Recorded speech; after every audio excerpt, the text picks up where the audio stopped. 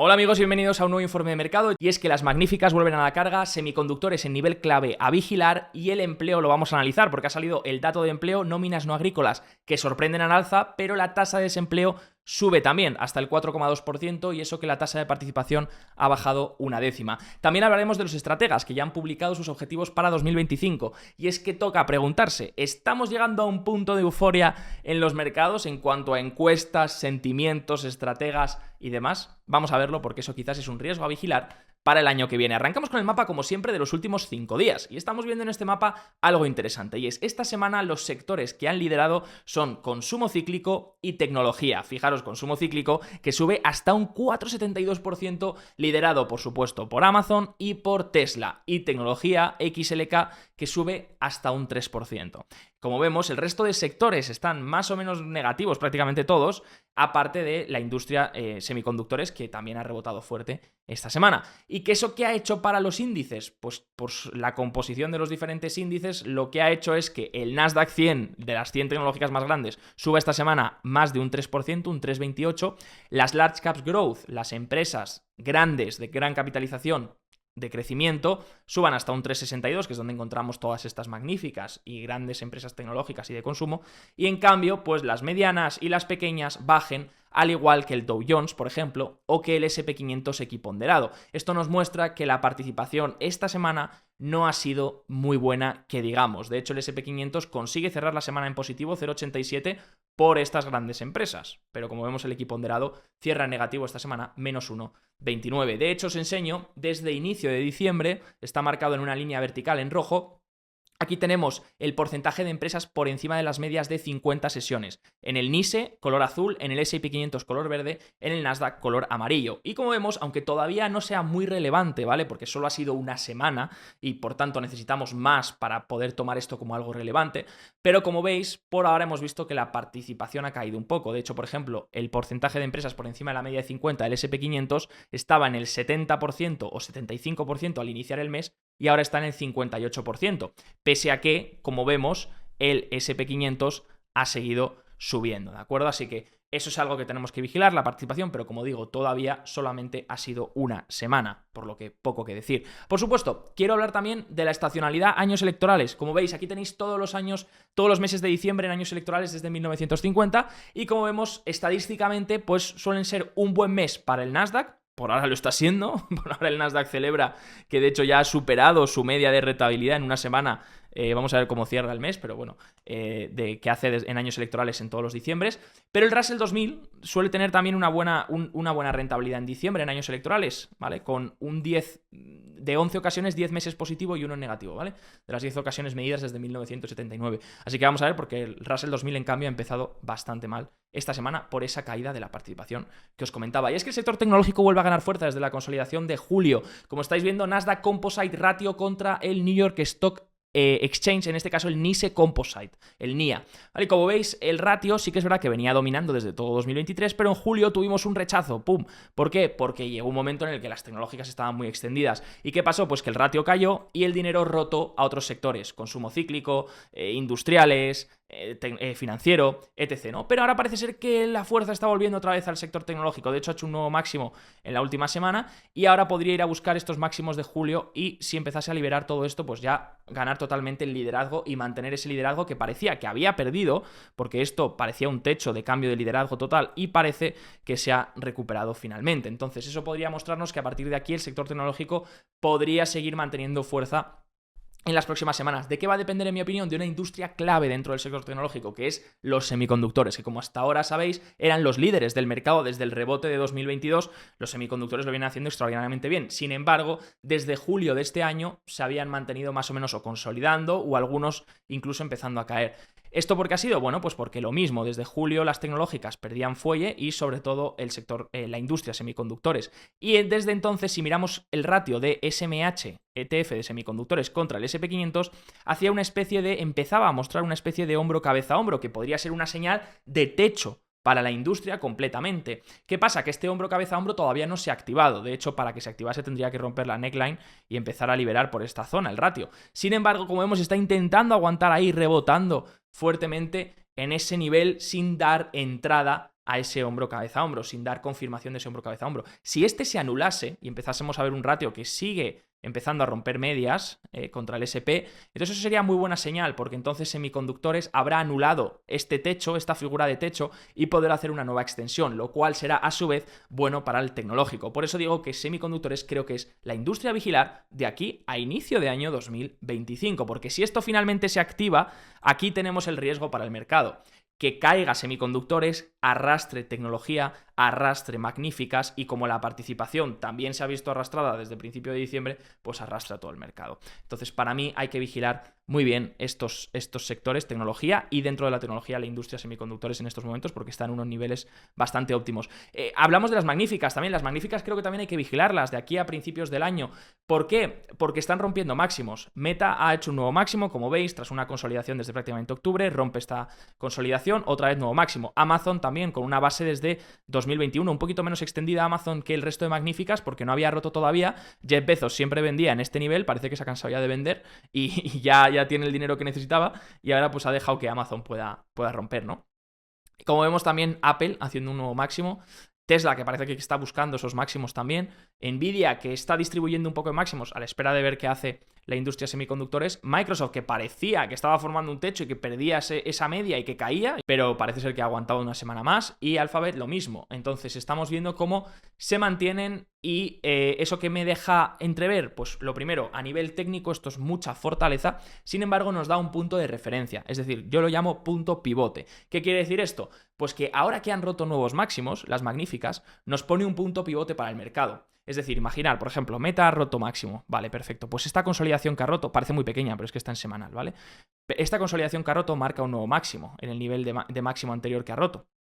Si nos mantenemos por encima de ese máximo, significa que el mercado está aceptando esos nuevos máximos, lo cual es muy positivo, y de hecho intentamos confirmar roturas con una semana, es decir, la siguiente vela semanal, cuando se cierre, si se cierra por encima de ese máximo que se rompió la semana anterior, será muy positivo porque se ha validado esa rotura. Si llegase un momento en el que el mercado empezase a rechazar estas roturas y empezásemos a ver semanas cerrando por debajo de las roturas, significará que las roturas han fallado, y si pasa de manera consistente en el resto de magníficas, todas las roturas habrán fallado, y por tanto será una señal de completo peligro. Para mí esa sí que es una señal muy negativa.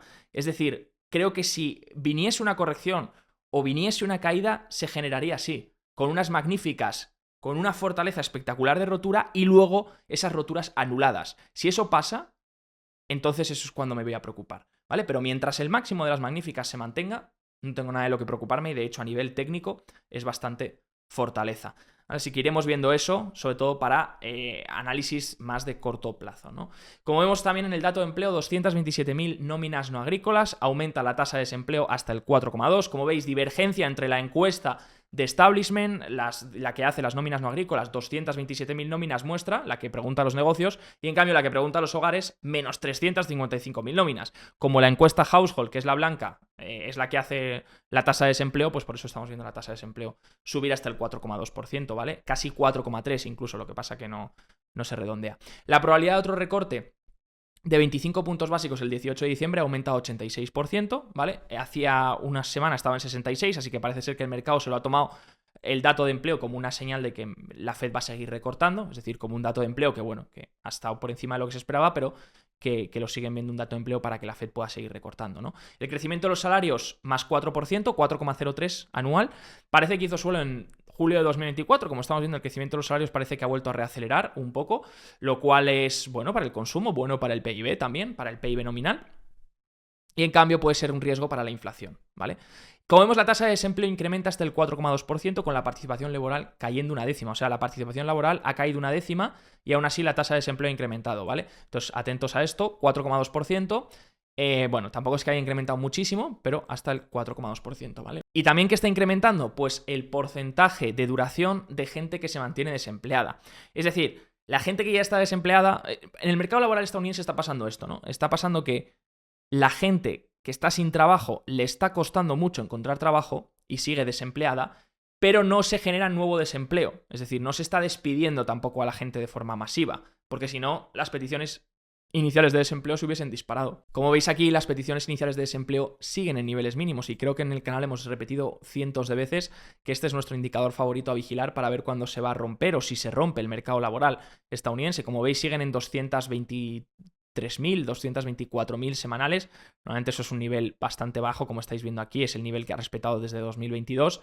¿Cuándo empieza a ser un peligro? Cuando supera las 250.000 de forma sostenida, ¿vale? Empieza a liberar la zona de 250.000 por encima. Como vemos, las peticiones iniciales de desempleo siguen contenidas. Lo que estamos empezando a ver, eso sí, desde 2023, son las peticiones continuadas que poco a poco se empiezan a alejar un poquito más, es decir, empiezan a incrementar un poco más rápido. Las peticiones continuadas es de gente que ya solicitó la prestación por desempleo y sigue en desempleo. ¿Qué quiere decir esto? Que si lo combinamos con la duración media que se está pasando a las personas desempleadas, lo que estamos viendo es que esta gente desempleada le está costando mucho encontrar trabajo. Y vemos ciertas cosas que, bueno, pueden ser riesgos para el año 2025, pero todavía no vemos ese incremento de despidos. Y sí que es verdad que puede llegar un momento en el que muchos analistas citan, oye, puede haber un momento en el que los desempleados se empiecen a acumular, como ocurrió en anteriores ocasiones, ¿no? La duración de tiempo desempleado se acumula por encima de las 15, 20 semanas, y eso hace que incluso la tasa de desempleo pueda subir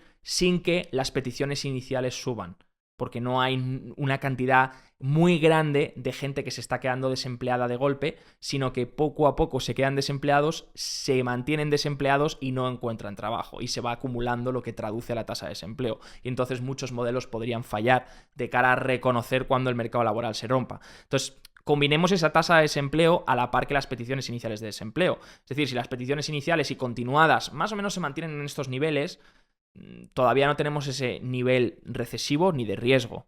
Sería si empiezan a incrementar drásticamente y su media de 4 semanas, porque al final es un dato semanal que es muy volátil y tenemos que analizar con 4 semanas de margen. Si luego también la tasa de desempleo, aunque las peticiones iniciales no incrementen, la tasa de desempleo vemos que va incrementando, aunque la tasa de participación se mantenga igual, pues entonces es porque esa gente que se ha quedado desempleada no está encontrando trabajo y entonces las firmas no están contratando de la forma tan fuerte que contrataban hace unos años, ¿no? Entonces, esos son las variables ahora mismo a vigilar, pero sea como sea, peticiones continuadas e iniciales de desempleo sigue siendo, yo creo, un dato bastante coherente a ir vigilando semana a semana. El índice dólar Dixie rechaza por ahora la zona de 107, ya veíamos el índice dólar la última vez, veíamos que lo ideal era no romper esta resistencia, ¿vale? De 107, que había una resistencia importante, además el euro estaba en soporte, así que tenía sentido que aquí pudiese rechazar, ¿vale? ¿Por qué si rompía esta resistencia no era del todo bueno? Bueno, pues porque si el dólar sigue subiendo, lo que hace es que genera presión a la liquidez global, hace que la liquidez global disminuya y hace también que emergentes sigan cayendo, ¿vale? Entonces es malo para los mercados emergentes, es malo para la liquidez global, entonces nos gusta un dólar que estabilice, tampoco nos gusta un dólar que baje drásticamente, pero un dólar que estabilice entre la zona de 103 y 107, pues bueno, pues podría ser lo ideal, ¿no? Por ahora rechazamos esa zona de 107, lo cual nos ha dado un alivio y lo hemos visto en el resto de activos globales, activos de riesgo y sobre todo también en mercados emergentes. Si el dólar siguiese bajando, pues mercados emergentes podrían empezar a rebotar fuertemente, ¿vale? Sin embargo, fijaros, está replicando exactamente el movimiento de 2016. El dólar Dixie, como vemos, tenemos en color naranja o marrón lo que está haciendo el índice dólar ahora mismo y lo que hizo en 2016 con la victoria de Trump también. Está replicando exactamente lo mismo. Si nos fiamos de esto, lo que debería pasar es un último empujón del dólar y ya a partir de ahí empezar a retroceder, ¿no? Bueno, veremos. Pero sin embargo, la zona de 107 para mí sigue siendo clave. Si se rompiese la zona de 107... Podría generar presión en la liquidez global y podría hacer que emergentes sigan cayendo todavía más, ¿vale? Así que atentos a eso. Si esto se cumple, entonces, si esto finalmente se cumple y en enero de 2017, que el dólar empezó a bajar, pasa lo mismo en enero de 2025, entonces emergentes podría ser un sitio en el que estar en 2025, lo dejo como idea, ¿no?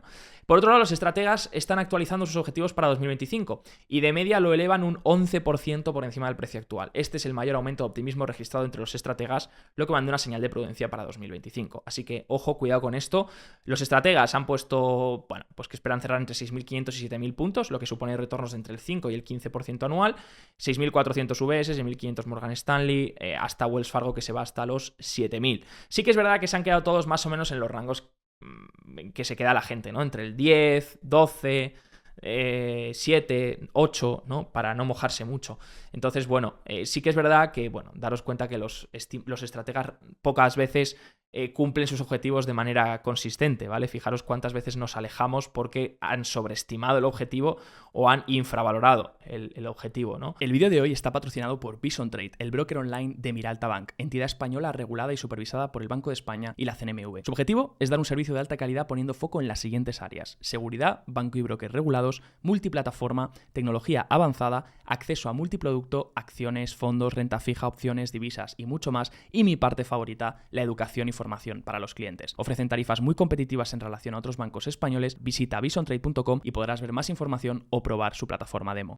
Y sobre todo en cuanto al optimismo, os podría traer las encuestas de Fear and Greed, Miedo y Avaricia, el indicador, o la indicador de la encuesta de American Association, la AII, para ver cómo están los alcistas, pero bueno, poco a poco está el optimismo muy alto, muy elevado en las encuestas, ¿vale? Pero sobre todo me ha causado interés ver esta, que es de la Conference Board, que hace la encuesta de sentimiento del consumo. Hay un apartado que preguntan por los precios de las acciones, y como veis el 56% ha respondido que piensa que las acciones estarán más altas, o sea, los precios de las acciones subirán, mientras que solo el 21% piensa que bajarán. Como veis, estamos en un nivel bastante elevado que no veíamos desde hace unos cuantos... Bueno, que creo que nunca la encuesta ha tenido un nivel tan elevado, ¿no?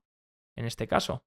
Bueno, pues para que veáis, ¿no? De hecho, aquí tenéis la diferencia entre las dos expectativas y como veis el diferencial está también en niveles bastante altos. Esto me ha causado curiosidad porque para ser una encuesta en la que la gente responde sobre sus expectativas de consumo y de cómo ven las acciones y demás, esto afecta obviamente a los animal spirits, que hace que la gente consuma más y las acciones suben, igual que si sube el precio de la vivienda, de los activos.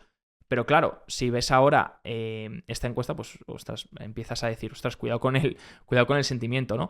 Creo que estamos en una zona de euforia. No lo categorizaría de euforia, porque hay varios otros indicadores que no me indican euforia, pero sí que creo que estamos empezando a entrar en un terreno de alto optimismo. Entonces veremos 2025, porque si 2025 sigue así de fuerte el optimismo, estaremos poco a poco llegando a un nivel de euforia importante y 2025 pues tendremos que ver cómo se toma el mercado eso y qué riesgos puede haber, ¿vale? Mientras tanto, estamos viendo en el SP500 que tras apoyar en esa media de 21 sesiones que aguantaron los alcistas, hemos ido a buscar otra vez esta tendencia es la tendencia donde estamos rechazando todo el rato, y como veis pues todavía a lo mejor nos queda un poquito más, la tendencia coincidiría en los 6.135, ¿vale? Quizás queda un 1% o más aproximadamente, o si vamos más lentos podríamos ir hasta aquí, incluso hasta aquí un 1 y algo por ciento, los 6.000 y algo, incluso seguir, depende del tiempo que tardemos en llegar hasta esa tendencia, pero como veis la tendencia está ahí y en algún momento seguramente cuando la toquemos busquemos por lo menos ir a buscar la media de 21 sesiones. Bueno, entonces no descarto ir a tocar esta tendencia, no sé lo que tardará en llegar, cuanto más tarde más se puede amplificar el movimiento y en cuanto la toque ir a buscar esa media de 21 como primer retest para ver si los alcistas aparecen. Si los alcistas no apareciesen en esa media de 21, entonces nos iríamos ya a la media de 50 y podríamos tener un retroceso del 4 o algo así, que sería algo completamente lógico, porque no olvidéis, gente, que suelen ocurrir X veces al año esos retrocesos y por ahora estamos siendo un año donde no estamos viendo apenas retrocesos, o sea que tenemos que estar abiertos a cualquier escenario. Sobre todo, importante vigilar todo lo que hemos dicho esta semana y por supuesto esta semana que viene datos importantes, el CPI, que va a ser clave para la decisión de la Fed, pero donde nosotros creemos que realmente va a continuar con los recortes de 25 puntos básicos. Creo que Powell va a seguir por ese camino. Lo que pasa que a lo mejor el discurso se vuelve un poquito más hawkish, en el sentido de que si el dato de inflación no fuese en línea con lo que quieren, pues a lo mejor veríamos un Powell que en el discurso luego pues es un poquito más restrictivo en el sentido de anunciar que a lo mejor podrían pausar en 2025 o que a lo mejor van más lentos en 2025 o diferentes cosas. Pero en diciembre todo apunta que por ahora, a menos que la inflación superase un nivel muy importante, por ahora serán 25 puntos de recortes y así lo creemos. Cosas a vigilar: semiconductores, magníficas en lo que hemos visto, y participación. Si la participación vuelve a incrementar esta semana será muy buena señal para el mercado en general. Si seguimos acumulando semanas de participación mala como esta, entonces puede ser un riesgo para 2025. Lo vigilamos y por supuesto actualizamos todas las semanas sin sesgo aquí en el canal. Si te ha gustado, no olvides apoyarlo y nos vemos la semana que viene. Chao, chao.